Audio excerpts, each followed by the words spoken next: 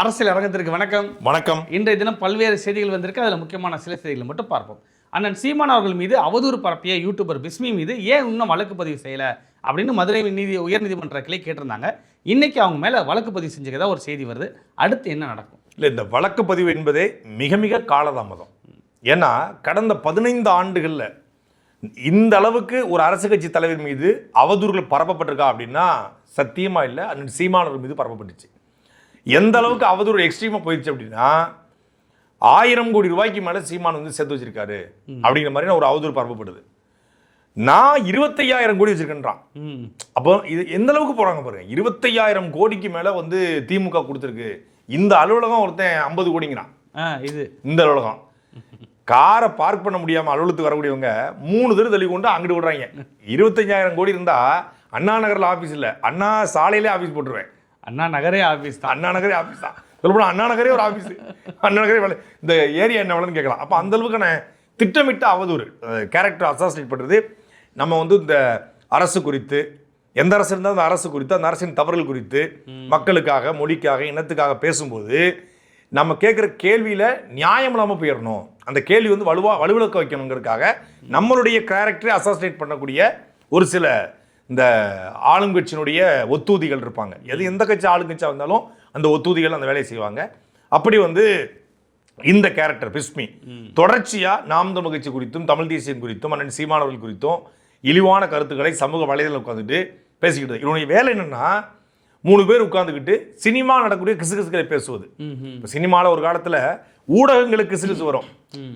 இந்த நடிகர் அந்த நடிகை அப்படிலாம் கிசுகிசு வரும். படப்பிடிப்பு தளத்தில் இப்படி ஆச்சா அப்படி ஆச்சான்னு இதையே ஒரு யூடியூப்ல உட்காந்து பேசி இன்றைக்கு ஒரு அறிவார்ந்த இளைஞர் கூட்டம் உருவாக விடாமல் இந்த இளைஞர்கள்லாம் சினிமாவை நோக்கி திரும்பணும். டெய்லி ஒருத்தன் இப்போ சினிமாவை பற்றி சினிமா வரும்போது இந்த படம் நல்ல படம், இந்த படம் தப்பான படம், இல்லை இந்த படம் வந்து இது மாதிரி பண்ணியிருக்கு புளிச்சிட்ட மாறம் கூட ஒரு வகையில் ஏற்றிக்கலாம். அந்த படம் வரும்போது விமர்சனம் பண்ணுவார். அவர் விமர்சனத்தில் நமக்கு தப்பு இருக்கும், சரி இருக்கும், அதை விடுங்க.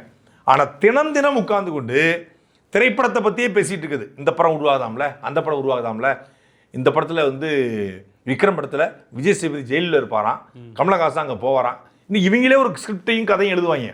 அப்படி இருக்கவே இருக்காது. அப்போ தினம் தினம் ஒரு அறிவார்ந்த அரசியல் நோக்கி வர வேண்டிய இளைஞர்களை சினிமா பக்கமே வச்சிருக்குது. சினிமாவுக்கு அடுத்தடுத்து என்ன நடக்கும், அடுத்து சேயோனில் என்ன நடக்கும், அடுத்து இதில் என்ன நடக்கும் அப்படின்னு பேச வைத்து கொண்டே இருக்கிறது இந்த கும்பலுடைய வேலை.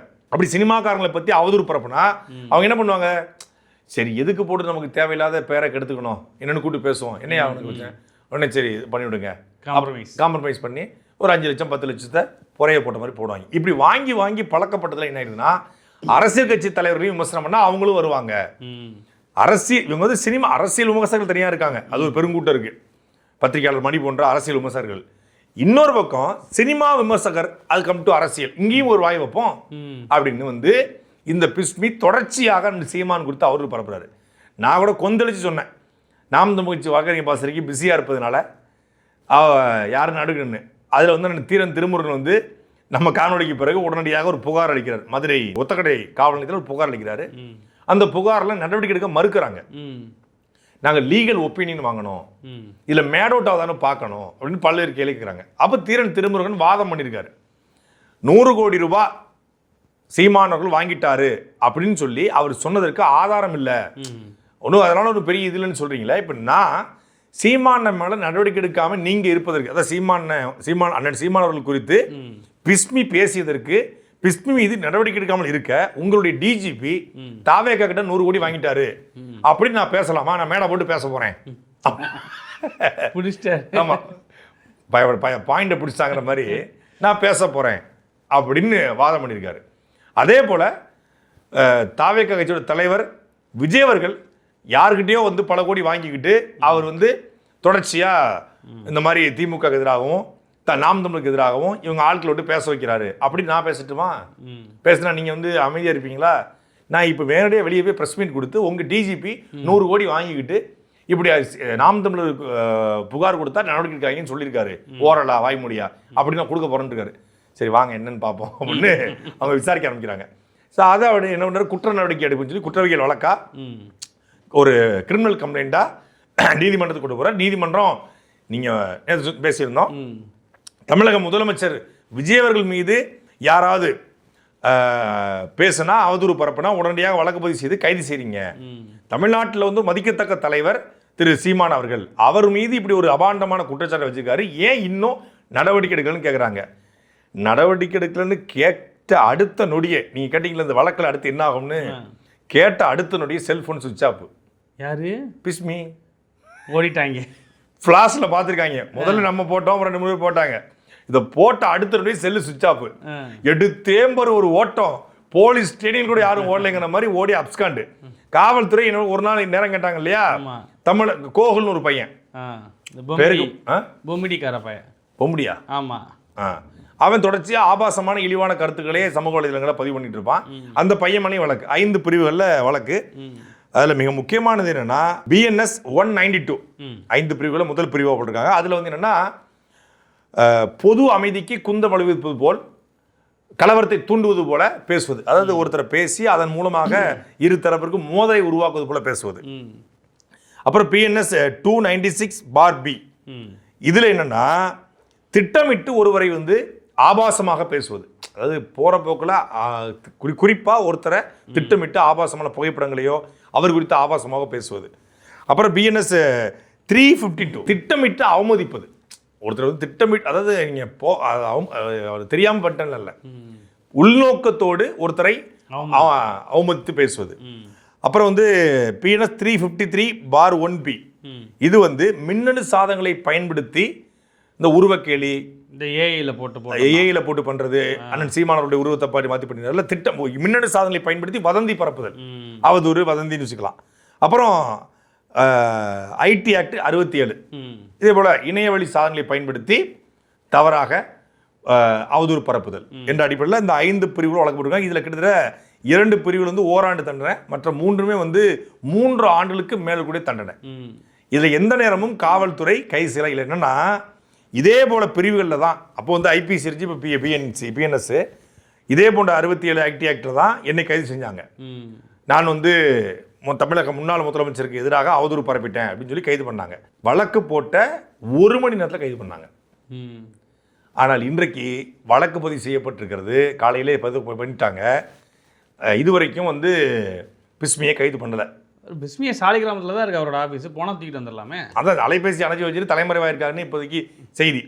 இவ்வளோ வீரா ஆவேசமாக பேசினார்ல, இவ்வளோ வீர ஆவேசமாக உட்கார்ந்து கொண்டு 100 கோடி ரூபாயை வந்து நாம் இந்த தலைமை இப்போ சீமான் அவர்கள் ஸ்டாலின்ட்ட வாங்கிட்டாருன்னு சொன்னார்ல, அவர் வாயிலிருந்து தானே சொன்னார்.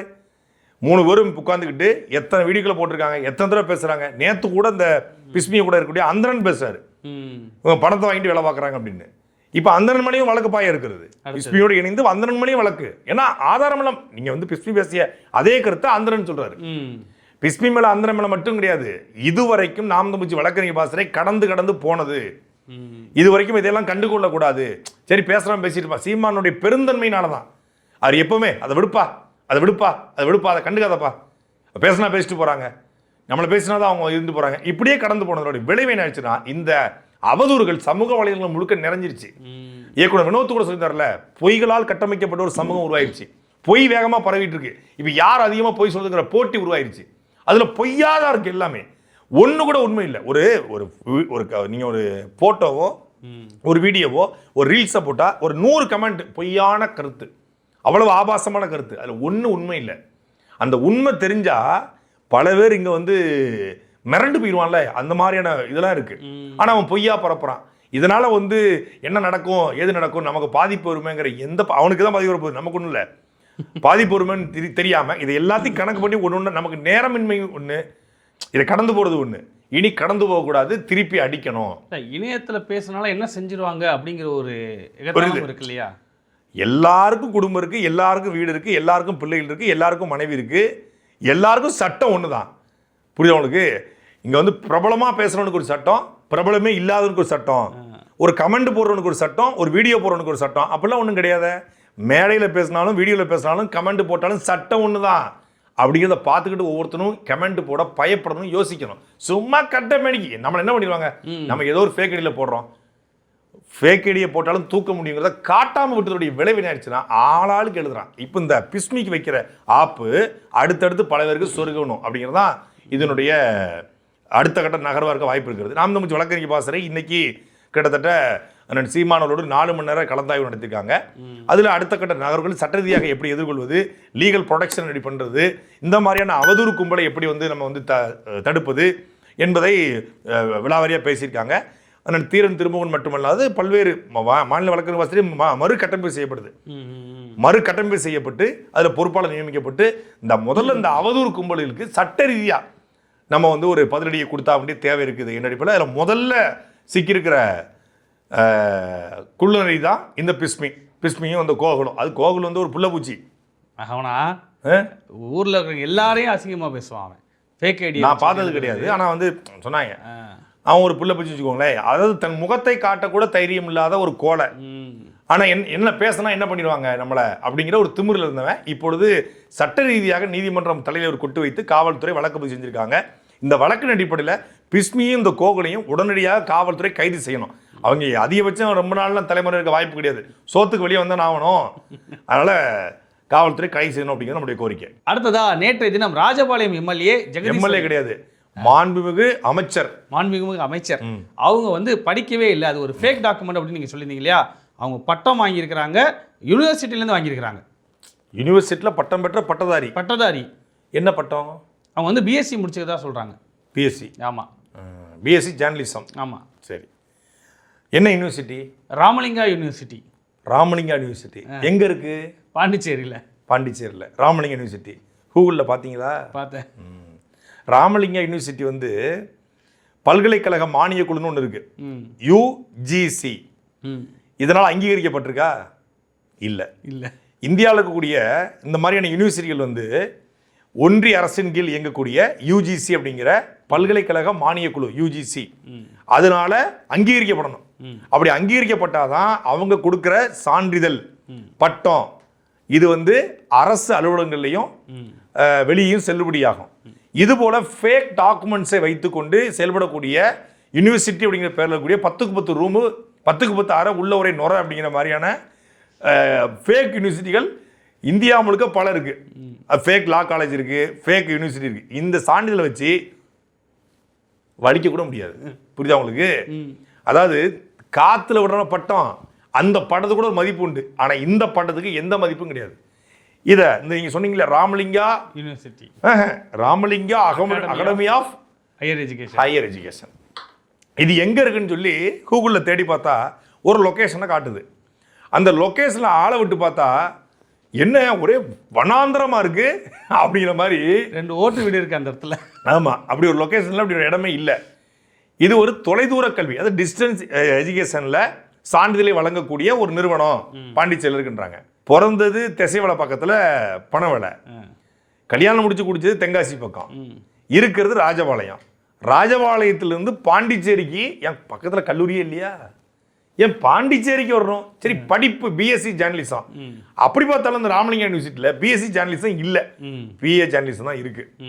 அந்த சான்றிதழ் வாங்கியிருந்தாலும் அது செல்லுபடி ஆகுமா? அது செல்லுபடி ஆகாது. சரி, பிஎஸ்சி ஜேர்னலிசம் எப்போ படித்தாங்க? அப்படின்னா +2 படிச்சிருக்கணும்ல. +2 எந்த ஸ்கூலில் படித்தாங்க? அஃபிடவிட்டில் அவங்க என்ன போட்டிருக்காங்கன்னா பிஎஸ்சின்னு மட்டும் போட்டிருக்காங்க, ஜேர்னலிசம் போடலை, எதுவுமே போடலை. ஏன்னா இருந்தால் தானே போடுவீரு, எதுவுமே போடலையா?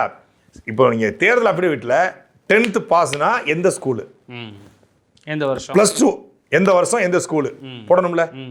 ஏன் போடவே இல்லை. அவங்களோட அஃபிடவிட் இருக்கு, எடுத்து போட சொல்லுங்க எடிட்டர்கிட்ட. அவங்க அஃபிடவிட்டில் எந்த பள்ளிக்கூடத்தில் படித்தாங்க அப்படிங்கிறது இல்லை. இதில் காசு கொடுத்து வாங்கப்பட்ட ஒரு சான்றிதழ், ஒரு போலியான பொய்யான சான்றிதழ், 100 விழுக்காடு போலியான சான்றிதழ் என்பதில் எந்த மாற்று கருத்தும் கிடையாது. ஏன்னா இவங்க வெளியின் நபர்கள்ட்ட சொல்லும்போது நான் பிஎஸ்சி பிசிக்ஸ் படிச்சிருக்கேன்னு சொல்றது, சில பேர்கிட்ட போயிட்டு நான் பிஎஸ்சி ஜேர்னலிசம் படிச்சிருக்கேன்னு சொல்றது. நேற்று ஒரு செய்தி நம்ம சொல்லியிருந்தோம் சாட்டையில், இவங்க காவலர் வாய்ஸ் அப்படிங்கிற ஒரு பத்திரிகை வேலை பார்த்தாங்கன்னு. காவலர் வாய்ஸுங்கிறது ஒரு 25 வருஷமாக செயல்படக்கூடிய ஒரு பத்திரிகை, காவல்துறை சம்பந்தப்பட்ட தகவல்களை எழுதக்கூடிய ஒரு பத்திரிகை. அந்த பத்திரிகை சார்ந்த ஒரு முக்கியமான நபரை அழைச்சொன்னாரு, அவங்க காவலர் வாய்ஸில் வேலை பார்க்கல, அதுக்கும் காவலர் வாய்ஸுக்கும் சம்பந்தமே கிடையாது. அப்படின்னா காவலர் வாய்ஸோடைய ஐடி கார்டு வச்சிருப்பாங்களா, அதை காட்டுங்க. அவங்களுக்கு வேண்டப்பட்ட ஒருத்தர் காவலர் வாய்ஸில் திருநெல்வேலி மாவட்டத்தில் பணி செஞ்சாரு, வேண்டப்பட்டவர் இந்த நண்பரோ யாரோ ஒருத்தங்க. அது மூலியமா இந்த அம்மா வந்து காவலர் வாய்ஸில் வேலை பார்த்து சொல்லிக்குவோம். ஆனால் இது எங்கே வேலை பார்த்துன்னு சொல்லி திருப்பி விசாரிச்சு பார்த்தா போலீஸ் டுடே அப்படின்னு ஒரு எங்கேயுமே இருக்காது, ஆனால் ஒரு பத்திரிக்கை. அதில் அவங்க செய்தி ஆசிரியராக இருக்காங்களோ, வருவாய் ஆதாரத்தில் அதான் போட்டிருக்கிறாங்க, செய்தி ஆசிரியர். போலீஸ் ஸ்டூடியோவில் என்ன செய்தி ஆசிரியர்னா, அதாவது ஏதாவது லோக்கலில் இந்த விஏஓ, தாசில்தார், இந்த ஆர்ஐ, போலீஸு கிளீஸு ஏதாவது லஞ்சம் வாங்குற செய்தி வரும்ல, இந்த செய்தியை வாங்கிட்டு அவங்ககிட்டே போகிறது, போயிட்டு அந்த லஞ்சப்படத்தை கொஞ்சம் லஞ்சப்படத்தை வாங்குறது. இது மாதிரி நிறைய பத்திரிகைகள் தமிழ்நாடு முழுக்க இருக்கு. இது வந்து அச்சில் வராது, ஆனால் டெக்ஸ்டில் வரும். அதாவது ஆன்லைனில் மட்டும் வருங்க. ஒரு போஸ்ட் மட்டும் போடுவாங்க எங்கள் ஃபேஸ்புக்கில், போட்டி இவர் இப்படி பண்ணிட்டார் அப்படி பண்ணிட்டார், இது வந்து விரிவான செய்திகளை காண இது வாங்குவே அப்படின்னு போடுவாங்க. இதை பார்த்து அவங்க பார்த்துட்டு போய் என்னங்க இப்படி பண்ணிட்டீங்க அப்படின்னு சார், உங்கள் பற்றின எல்லா டேட்டா வீடியோஸ் நாங்கள் வச்சுருக்கோம் அப்படின்னு த்ரெட்னிங் பண்ணக்கூடிய ஒரு கும்பல் ஆன்லைன். அதாவது இது வந்து செய்தி ஊடகம் நடத்தக்கூடிய ஒரு சவுக்கு சங்கர்னு சொல்லலாம். யூடியூப்ல வச்சு மிரட்டுற மாதிரி நிறுவனங்களை, அதுபோல் செய்தி ஊடகங்களில் இந்த மாதிரியான அச்சு ஊடகங்கள் இருப்பாங்க. டுபாக்கூர் நம்பர் 1 டுபாக்கூர்னு சொல்லலாம். அந்த மாதிரி டுபாக்கூர் பத்திரிகையில் ஒரு பணி செய்த ஒரு ஆள் தான் இந்த ஜெகதீஸ்வரி. ஒரு விசாரிச்சு பார்த்தா கிணறு வெட்ட பூதங்கிளம்பின மாதிரி அவ்வளவு எதையுமே இந்த மைக்கில் பதிவு பண்ண முடியாது. மைக்கை வேணா ஆஃப் பண்ணுங்க, ரூமுக்குள்ள வாங்க, ஒரு மணி நேரம் பேசலாம். அந்த அளவுக்கு இருக்கு. எப்படி இந்த தேர்தல் ஆணையம், எப்படி தமிழக முதலமைச்சர் விஜய் இவங்களுக்கு சீட்டு கொடுத்தது பெரிய கொடுமை, இவங்களை அமைச்சராக ஒரு பெரிய கொடுமை, இவங்களுக்கு ஓட்டு போடுறது ஒரு பெரிய கொடுமை, இதோட விடக்கூடாது என்பதற்காக இதை நீதிமன்றத்துக்கு கொண்டு செல்வதற்கான எல்லா பணிகளையும் பண்ணியாச்சு. நாம் தமிழ் கட்சியுடைய வழக்கறிஞர் பாசறை சொல்லி மொத்த தகவலையும் திரட்டி இதை நீதிமன்றத்துக்கு கொண்டு போங்க, தேர்தல் ஆணையத்துக்கு கொண்டு போங்க. இவர்களுடைய வெற்றி செல்லாத வெற்றி. ஏன்னா ஒரு ஃபேக் டாக்குமெண்டை இவங்க வந்து இது பண்ணியிருக்காங்க, அவருடைய கல்வி தகுதியை முழுமையாக மறைச்சிருக்காங்க என்பது 100 விழுக்காடு உறுதி செய்யப்பட்டிருக்கிறது. அடுத்தடுத்து சட்ட ரீதியான நடவடிக்கைகளை நம்ம ஈடுபடுத்துவோம்.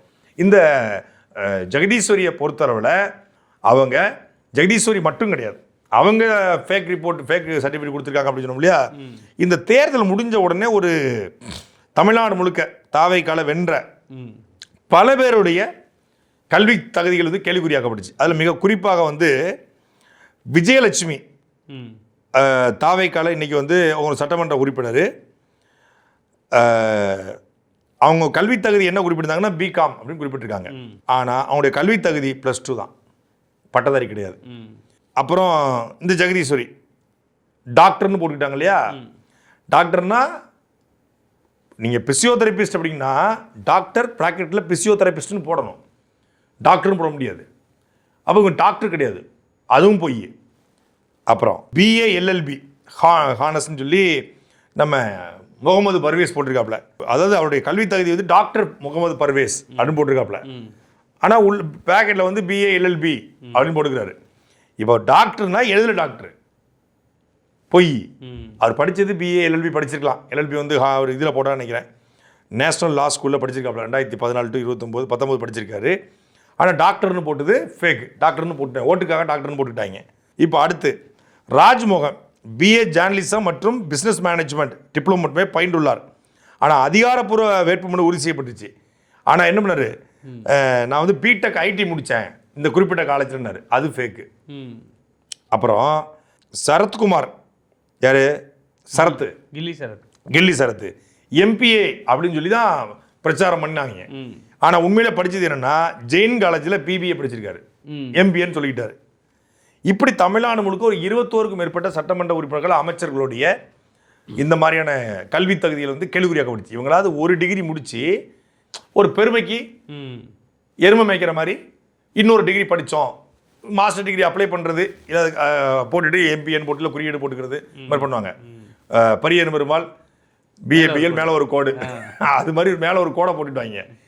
இந்த ஜெகதீஸ்வரி எங்கேயுமே இல்லாமல் நேராக ஜம்ப்பு, பாம்பு கடத்தில் ஏணி வழியாக அறிவோம்ல, அது மாதிரி ஏணி வழியாக ஒரே ஏறி போய் உட்காந்து BSc ஜேர்னலிசம், டாக்டர், இப்படி பல்வேறு படிப்புகளை ஒரே நேரத்தில் BSc ஜேர்னலிசமும் BSc பிசிக்ஸும் டாக்டரும் படிச்சு. அதாவது டாக்டர் ஜெகதீஸ்வரி BSc. உலகத்தில் இப்படி ஒரு டாக்டர் நான் பார்த்துக்க முடியாது. கேட்டால் பிசியோதெரபிஸ்ட், அதுவும் டாக்டர் தானே. இதுவும் ஒரு 6 months 3 months கோர்ஸ், சர்டிஃபிகேட் தான். கேட்டீங்கன்னா சான்றிதழ் உங்கள் கையில் இருக்கும், ஆனால் அது ஃபேக்கான சான்றிதழ், அது எங்கேயுமே செல்லாத சான்றிதழ். இப்படி இதை வந்து தமிழ்நாட்டுடைய எத்தனையோ பொதுநல ஆர்வலர் இருக்காங்க, வழக்கறிஞர்கள் இருக்காங்க, யாருமே ஆராய்ச்சி பண்ணல. ஏன்னா எல்லாருமே நான் ஸ்டக் ஆகி நிற்கிறாங்க. 2 மாசமா எல்லாம் ஸ்டக் ஆயிடுச்சு. என்ன பண்ணுறது தெரியல. சரி போய் தொலைன்னு விட்டாங்க. இப்போ தான் ஒன்று ஒன்றா உண்மைகள் வெளியே வர ஆரம்பிக்கிறது. இன்னும் நிறைய உண்மைகள் வெளியே வரும். நான் சொல்லியிருக்கிறது வெறும் 10% தான். 90% சொன்னால் இந்த சமூகமே தாங்காது, கொந்தளிச்சிடும். அந்த அளவுக்கு உண்மைகள் இருக்கு. அதை நம்ம அடுத்தடுத்து சட்ட ரீதியாக எதிர்கொள்வோம். அடுத்ததா நேற்று நம்ம பேசியிருந்தோம், மனோன்மணியம் சுந்தரனார் அந்த யூனிவர்சிட்டியில் வந்து இந்த பட்டமளிப்பு விழாவில் தமிழ்த்தாய் வாழ்த்தை 3ஆவதாக பாடினாங்க அப்படின்னு. இப்போ அது குறித்து அமைச்சர் ராஜ்மோகன் கேட்கும்போது இல்லை வளர்ச்சித்துறை அமைச்சராச்சா பொங்கிருப்பாப்லையே, அவர் வந்துட்டு நாங்கள் தமிழ்த்தாயை அவமதிக்கலாம் விட மாட்டோம், ஆனால் திமுக ஆட்சியிலையும் 3ஆவதாக தான் பாடுனுச்சு, எங்களை மட்டும் ஏன் கேட்குறீங்க அப்படிங்கிற பதில். அதுதான் செங்கோட்டையினுடைய வேற வெர்சன். ஏங்க 2000 ரூபா எப்போ கொடுப்பீங்க? திமுக மட்டும் உடனே கொடுத்தாங்க, எங்கிட்ட மட்டும் உடனே கேட்குறீங்க. அதே மாதிரி தான் திமுக ஆட்சியில் தான் 3ஆவது பாடினாங்கல்ல, அப்போ அமைதியாக இருந்தீங்க, இப்போ மட்டும் பொங்குறீங்க. தமிழ்த்தாய் வாழ்த்து 3ஆவது இடத்துக்கு பாடப்பட்டதை நினைத்து நானும் முதலமைச்சரும் மிகப்பெரிய கவலையில் இருக்கிறோம். ஒருபோதும் எங்கள் தமிழ்த்தாயை அவமதிக்க விடமாட்டோம். தமிழ்தான் எங்கள் மூச்சு பேச்சு, தமிழனையை காப்போம் அப்படிலாம் சொல்லியிருப்பாரு. இதை வந்து பதவியேற்பு சொல்லிட்டு இருக்காங்க. அவங்க ஒன்று பிடிச்சாங்க, பாயிண்டை பிடிச்சாங்க. என்னன்னா நீங்கள் வந்து அதுக்கு அட்மிட் ஆனால் தானே மக்கள் எதிர்ப்பான். இப்போ தமிழ்த்தாய் வாழ்த்து பாடப்பட்டது வன்மையாக கண்டனத்துக்குரியது அப்படின்னு சொல்வதும், தமிழ்த்தாய் வாழ்த்தை இனிமேல் தமிழ்நாட்டில் முதலில் பாட வைப்போம், அப்படி பாட வைக்கலாம் மிகப்பெரிய அளவில் தாவேக்கா வந்து போராட்டம் முன்னெடுக்கும். ஆளுநர்னா பெரிய கொம்பா, ஆளுநர் சொல்றதை கேட்கணுமா, ஆட்டுக்கு தாடி நாட்டுக்கு கவர்னு அன்னைக்கே அண்ணாதுரை சொல்லிட்டு போயிருக்காரு. அப்படிலாம் பேசினா தான் நீங்கள் என்ன பண்ணுவீங்க, பரவாயில்லையே அப்படின்னு சொல்லி எதிர்ப்பு தெரிவிப்பீங்க, இல்லை வந்து ஆதரவு தெரிவிப்பீங்க. என்ன பண்ணிடுறது, மக்கள் என்ன மனநிலை இருக்கணும் அதே மனநிலைக்கு மாறிடுது. தமிழ்த்தாய் வாழ்த்து 3ஆம் பாடப்பட்டுச்சா, ஐயோ என்னது தமிழ்த்தாய் வாழ்த்து 3ஆம் பாடப்பட்டுச்சா, தமிழ்த்தாய் வாழ்த்து 3ஆம் பாடுறதுக்கு நீங்கள் எப்படி சோகத்தில் இருக்கோம் அதே மாதிரி நாங்களும் சோகத்தில் இருக்கோம், நாங்களும் ஃபீல் பண்ணிக்கிட்டு இருக்கோம். இனி ஒருபோதும் படம் இது பண்ண மாட்டோம். முதல் முறையாக பதவியேற்க போகிறாங்க, அங்கே தமிழ்த்தாய் வாழ்த்து 3ஆவது இடத்துக்கு தள்ளப்படுது. அப்பொழுது எங்ககிட்ட சொல்லவே இல்லை, புரோட்டோகாலை கேட்க போனோம், நாங்கள் அந்த பதனத்தில் இருந்தோம், அமைச்சரவை இருக்க இதில் இருந்தோம், அப்போது யாருமே சொல்லலை, கவனிக்கலைன்னாங்க. திருப்பி 2வது முறை அமைச்சர்கள் பதவிக்கு போகிறாங்களா, 2வது முறையும் இப்படி பாடப்படுது. சரி முதல் முறை இப்படி ஆயிடுச்சு, 2வது முறை சரி பண்ணலான்னு பார்த்தீங்கன்னா அது ஆளுநர் மாளிகையில் நடந்தது. அங்கே நல்லா இது வந்து ஏன் ஏரியாவில் நீ வந்தீங்கன்னா அங்கே நாங்கள் டைம் கீப் பண்ண மாட்டோம், ரொம்ப உக்கிரமாக இருப்போம் அப்படின்னாங்க. இப்போ பாரதிதாசன் யூனிவர்சிட்டி ஆளுநர் மாளிகைக்குள்ளே வருதா, எங்கே வருது? அங்கேயும் இப்படி பாடப்படுது அப்படின்னா திமுக ஆட்சியில் பாடப்பட்டுச்சு, இப்போ பாடப்படுது. திமுக செய்த தவறுகள் வந்து நல்லது நடக்கும், அது ஏமாற்றம் ஆயிடுச்சு, நீங்கள் மாற்றம் கொடுப்பீங்கன்னா மக்கள் உங்களுக்கு வாக்கு செலுத்தினாங்க. திமுக சரியில்லைன்னு நீங்கள் வந்தீங்க, அது தீய சக்தி, நாங்கள் தூய சக்தி. நீங்களே தீய சக்தி 3ஆம் இடம், தூய சக்தியும் 3ஆம் இடமா? அப்போ உங்களுக்கு என்ன வித்தியாசம் இருக்குது? சரி நாளைக்கு வந்து இந்த ஆட்சியில் ஊழல் நடந்துருது, போன ஆட்சியில் மட்டும் ஊழல் நடந்துச்சு, இந்த ஆட்சியில் ஊழல் நடக்கக்கூடாதா அப்படின்னு கேட்பீங்களா? அப்போ கமிஷன் வாங்குறாங்க, இந்த ஆட்சியிலும் கமிஷன் வாங்கிடுறீங்க, கேள்வி கேட்டால் அங்கே மட்டும் வாங்கினாங்க நாங்கள் வாங்கலையா அப்படிங்க. அப்போ அவங்களுக்கு என்ன வித்தியாசம் இருக்குது? இது வரைக்கும் இந்த திராவிட கட்சிகள்லேருந்து நீங்கள் வேற அப்படின்னு சொல்கிறீங்க, கரப்ஷன் ஃப்ரீ கண்ட்ரியாக மாற்றோம், மெட்ரோக்கு போனால் கூட டோக்கன் எடுத்துகிட்டு போகிறாரு. நாங்கள் யார் நம்மளாம் மெட்ரோக்கு போனால் டோக்கன் எடுக்காமல் மெட்ரோக்கு நேராக உள்ளே பறந்து போயிடுவோம், பயணிச்சுட்டு வாங்குறாரு சரியான சில்லறை கொடுத்து, அப்படிலாம் சொல்கிறீங்கல்ல. இதெல்லாம் சின்ன சின்ன விஷயங்களெல்லாம் வந்து சரி பண்ண நீங்கள், தமிழ்நாட்டினுடைய மிகப்பெரிய உரிமை தமிழ்த்தாய் வாழ்த்து, அது தொடர்ச்சியாக அவமதிக்கப்படுது. கடந்த காலத்தில் ஒரு 10 ஆண்டு காலமாக பல்வேறு ஆளுநர்கள் அவமதிச்சிருக்காங்க. இப்போ நீங்கள் வந்த பிறகும் அது நடக்கும்னா அப்போ நீங்கள் எந்த மாற்றும் இல்லை. நாங்கள் திமுகவோட இன்னொரு நீட்சின்னு சொல்லுங்கள், நாங்கள் கேட்கவே இல்லை ஏங்க. அப்படி அது அதே புரோட்டோகாலை ஃபாலோ பண்ணுறேங்க, திமுக செஞ்சது நாங்கள் ஃபாலோ பண்ணுறோன்றீங்க, ஃபாலோ பண்ணுன்னு சொல்லிட்டு போயிருங்க, யாரும் உங்களுக்கு கேட்க போகிறது இல்லை. நீங்கள் மாற்றுன்னு சொல்லும்போது தான் கேட்க வேண்டிய கேள்வி ஏற்படுது. அடுத்ததான் இங்கே கேரளாவுக்கு கொண்டு செல்லப்பட்ட கனிம வளங்கள் எல்லாமே முற்றிலும் தடுத்து நிறுத்தப்பட்டிருக்கு அப்படிங்கிற செய்திகள் வருது. வாழ்த்துக்கள் சார் அப்படின்னு சொல்லணும், நமக்கு ஆசை தான். ஆனால் கேரளாவுக்கு கனிம வளங்களை இல்லீகலாக கடத்துவது முழுக்க தவறு, மாற்று கருத்தே கிடையாது. குறிப்பாக கன்னியாகுமரி வழியாக புளியரை செக் போஸ்ட் வழியாக ஆயிரக்கணக்கான லாரிகளில் முறைகேடாக தமிழ்நாட்டிலேருந்து கல்குவாரிகள்லேருந்து எம்சாண்டு, கல், ஒன்றரை ஜல்லி இது எல்லாமே எடுத்துகிட்டு போகிறாங்க. பெரும் கல்லை எடுத்துகிட்டு போகிறாங்க. ஏன்னா கேரளாவில் விளிங்கத்தில் துறைமுகம் கட்டுறாங்க, அந்த துறைமுகத்துக்கு இங்கேருந்து கல்லை கொண்டு போகிறாங்க. இதுக்காக போராடி கிட்டத்தட்ட ஓராண்டு காலம் சிறையில் நான் இருந்தேன். அதனால் இது உண்மையிலே வரவேற்கத்தக்கது, மாற்றுக்கிறதே கிடையாது. கேரளாவுக்கு கொண்டு செல்லக்கூடிய கற்களை கனிம வளங்களை தடுத்த தமிழக முதலமைச்சர் தமிழ்நாட்டுக்குள்ள சிவகங்கை மாவட்டம் சிங்கமுனரி பக்கத்தில் ஜெயங்கொண்ட நிலை அப்படிங்கிற கிராமத்தில் வேலாயுதம் என்கிற உயர்நீதிமன்றத்துடைய வழக்கறிஞர் போராடியதற்காக அவர் அந்த இளம்பாரதி என்கிற அந்த கல்குவாரி உரிமையாளரால் அடித்து கிட்டத்தட்ட படுகொலை செய்கிற முயற்சிக்கு தள்ளப்பட்டிருக்காரு. ஊர் மக்கள் கிட்டத்தட்ட 50 ஊர் மக்கள் தொடர்ச்சியாக போராடுறாங்க. 8 கல்குவாரி முழுக்க முழுக்க விவசாயம் செய்யக்கூடிய ஒரு பகுதியில் 8 கல்குவாரிகளுக்கு அனுமதி கொடுக்கப்பட்டு அந்த கல்லை வெட்டுறாங்க. அதாவது அனுமதியோடு வெட்டுறாங்க வெட்டுறாங்க. அதனால மிகப்பெரிய அளவில் வந்து சுற்றுச்சூழல் பாதிப்பு, விவசாய பாதிப்பு, அதே போல் மக்களுக்கு வந்து உயிர் பாதிப்பு ஏற்படுது. பள்ளிக்கூடத்துக்கோ கல்லூரிகளுக்கோ அந்த பிள்ளைகள் வந்து போக முடியாத நிலைமைக்கு தள்ளப்பட்டிருக்காங்க. சாலைகளில் போக முடியல. அதை எதிர்த்து மக்கள் போராடுறாங்க. கேரளாவுக்கு கொண்டு செல்லக்கூடாது என்பது நீண்டகால கோரிக்கை. அந்த கோரிக்கைக்கு செவிசாய்த்து தமிழகத்தினுடைய முதலமைச்சர் நடவடிக்கை எடுத்துக்காரு. அது நம்ம வரவேற்கிறோம், பாராட்டுறோம், மகிழ்ச்சி, மாற்றுக்கருத்தே இல்லை. நல்லது செஞ்சால் பாராட்டுவோம்.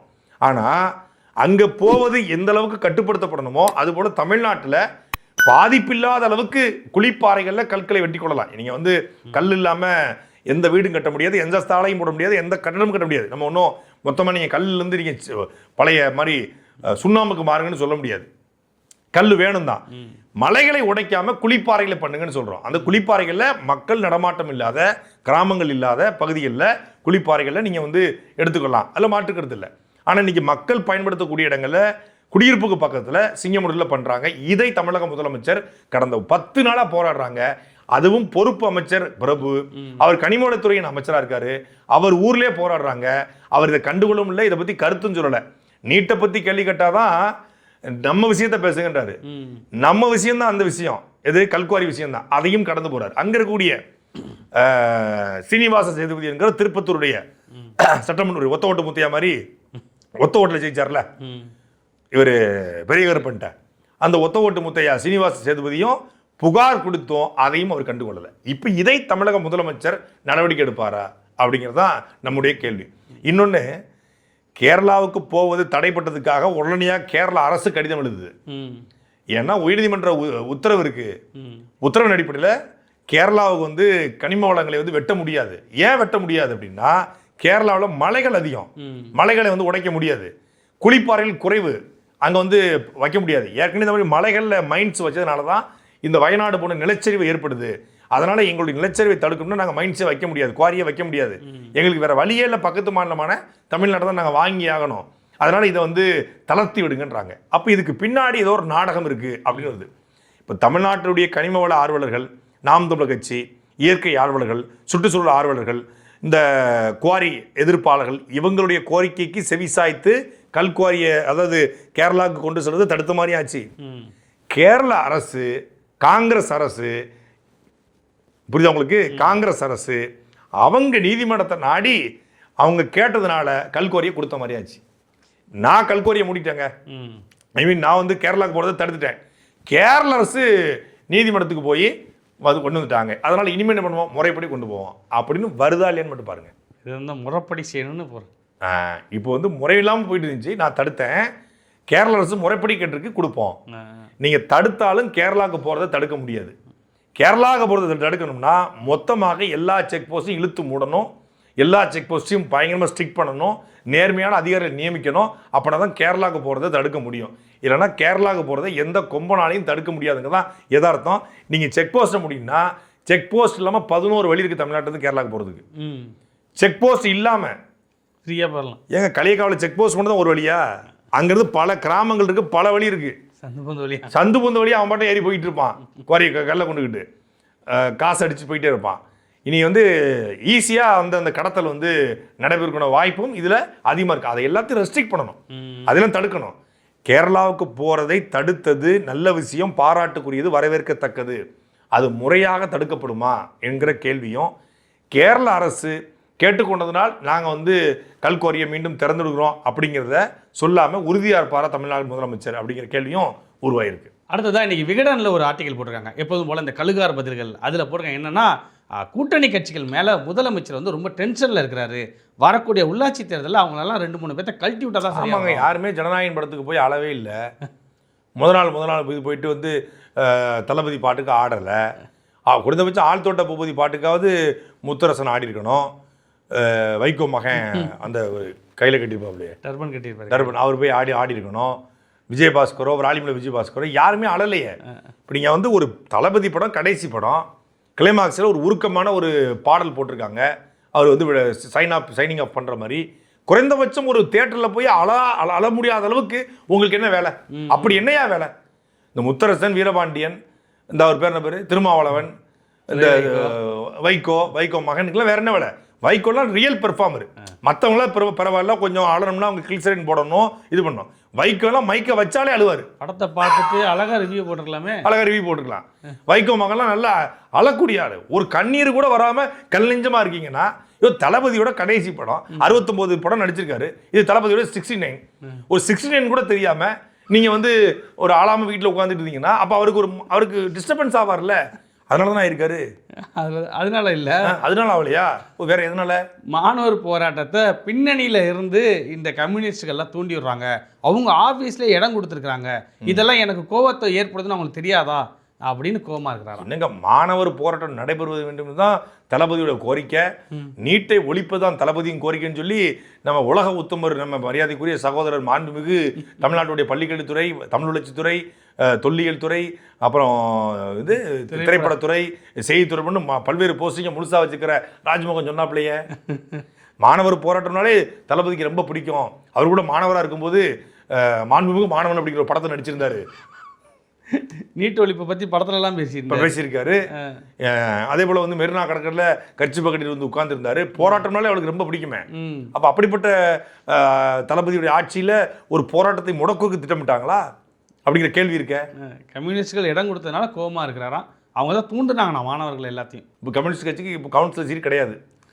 முழுக்க எவன் பிளாக்ல டிக்கெட் விட்டானோ, எவன் முதல் காட்சிக்கு தேங்காய் வரல விட்டானோ, எவன் முதல் காட்சிக்கு போய் ரத்தத்தை அறுத்து பேனர்ல ஊத்துனானோ, எவன் என் பேனரை தொட்டு பார்த்து தடவி பார்த்தானோ, நல்லா தடவுனாரு, அந்த மாதிரி பண்ணவங்களுக்கு மட்டும் தான் சீட்டு. அதெல்லாம் ஃபுட்டேஜ் சேர்த்துட்டு இருக்காங்க. இப்போ வந்து தியேட்டர்ல யார் நல்லா பெர்ஃபார்ம் பண்றது, ஏன்னா தியேட்டரில் நல்லா பெர்ஃபார்ம் பண்ணுறவங்க தான் நாளைக்கு வந்து மாநகராட்சி அலுவலகத்தில் போய் பெர்ஃபார்ம் பண்ண முடியும். ஒரு உணர்வுபூர்வம் மக்கள்கிட்ட போய் நிற்க முடியும். அதனால் யார் கவுன்சிலருக்கு போய் எம்எல்ஏக்கு எடுத்தாச்சு. ஜெகதீஸ்வரி மாதிரி ஒரு குறைந்தபட்சம் தம் அடிக்கிற மாதிரி பச்சை குத்திருக்கணும். அப்போ தான் அமைச்சருக்கு நம்ம அமைச்சருக்கு தகுதி. இப்போ தியேட்டரில் வந்து யாரெல்லாம் வந்து தேங்காய் உடைச்சாங்க, யார் வந்து ஆட்டை பண்ணி கொடுத்தாங்க, கட் அவுட் யார் 33 வச்சது தூக்கு, அதான்டா நீ தானே வார்டுக்கு மேயர், நீ தான் மேயர். ட்ரோனில் ஒருத்தர் காசி தேட்டர்லேயே எங்கேயோ 33 அடிக்கு கட் அவுட் வச்சான். அவன் என்ன மேயர் ஆகுதுக்கு வாய்ப்பு நிறைய இருக்கு அவனுக்கு. ஸோ அந்த மாதிரிலாம் இப்போ கிரைட்டீரியா வந்து என்னன்னா, அது போல் ரீல்ஸு. இப்போ ரீல்ஸில் வந்து என்ன ரீச்சாக இருக்குது உங்களுக்கு. இப்போ நீங்கள் கவுன்சிலர் ஆகுனா என்ன தகுதி சார்? இந்த வார்டில் நான் ஏற்கனவே சமூக சேவை பண்ணியிருக்கேன், 1000 மரக்கட்டுகள் எடுத்திருக்கேன், அம்பேத்கர் பேரில் இயக்கம் தொடங்கி ஒரு பள்ளிக்கூடங்கள் பாடலில் படிக்க வச்சிருக்கேன், 5 பேர் டிஎன்பிசிக்கு அனுப்பிச்சிருக்கேன், 2 பேர் குரூப் 4 அனுப்பிச்சிருக்கேன், ஒரு 2 பேர் யூபிஎஸ்சிக்கு அனுப்பிச்சிருக்கேன், சமூக எல்லாம் பண்ணிகிட்டு இருக்கேன். அதெல்லாம் விடுங்க. ரீல்ஸ் போட தெரியுமா?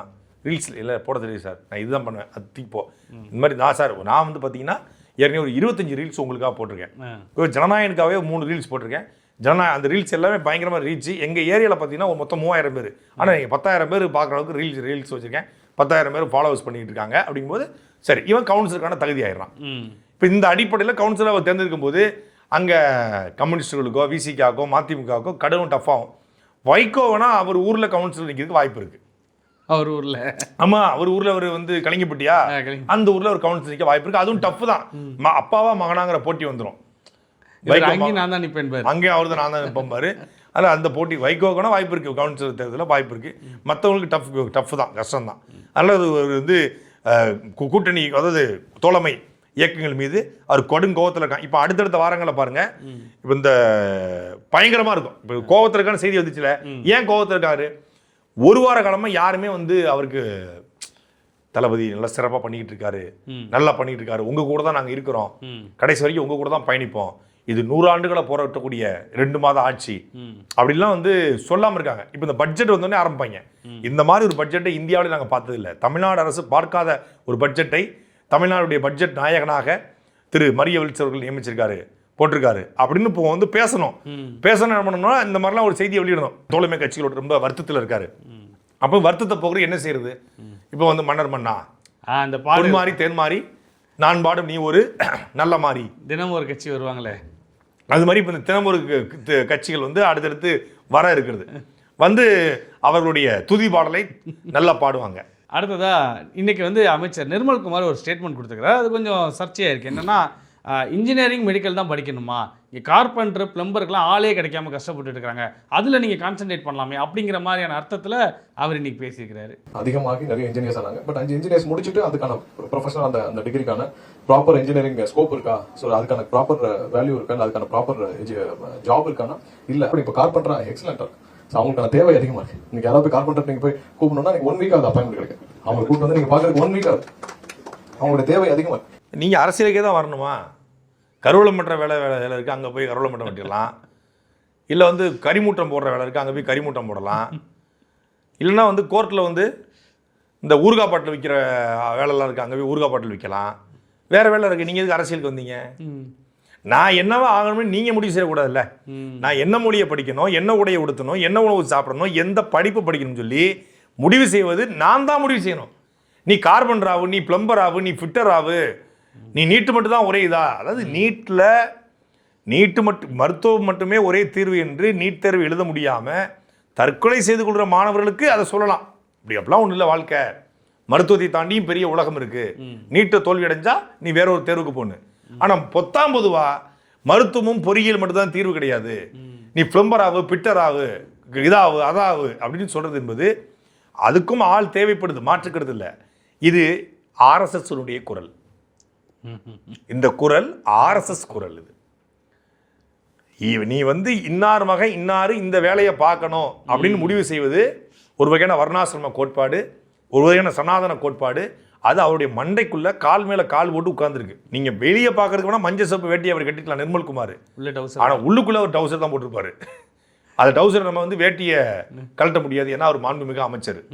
அவராக மடிச்சு கட்டினா நமக்கு தெரியும், காவி டவுசர் தெரியும். பல்வேறு செய்திகள் குறித்து பேசணும். மீண்டும் நாளை அரசியல் சந்திப்போம்.